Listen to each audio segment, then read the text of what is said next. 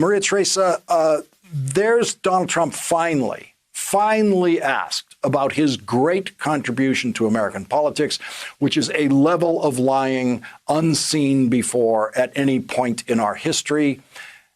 And he's frozen. He doesn't have a defense for it. He's utterly speechless. Absolutely nothing he could say. Well, and the reason that was remarkable is that one of our mythologies in American politics is the fact that George Washington always told the truth. And that is something that has been a steadfast piece of Americana. The idea that whoever you are, whether you are rich, poor, have nothing from a background, that what we expect in our integrity of our ability to stand as our own people is to speak the truth.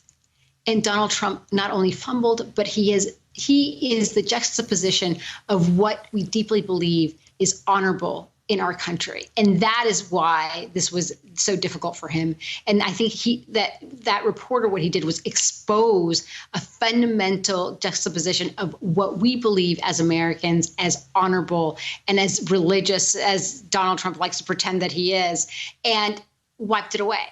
So the only follow-up question that I would have liked to have heard from him today was, are you sending your children and your grandchildren to school in the fall?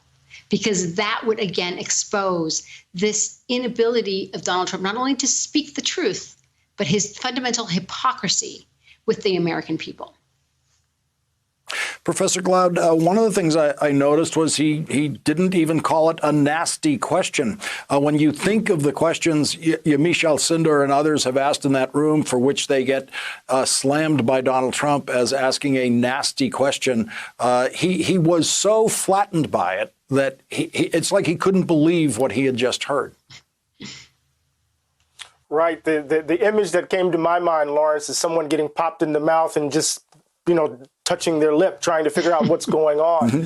I think this was an amazing moment for the Fourth Estate. The fact that, we have been trying to treat Donald Trump's presidency as if it's normal, trying to normalize what can't be normalized. And so the fact that someone from the press corps, Date, actually asked the question and then followed up with clarification when he was asked what exactly did he say.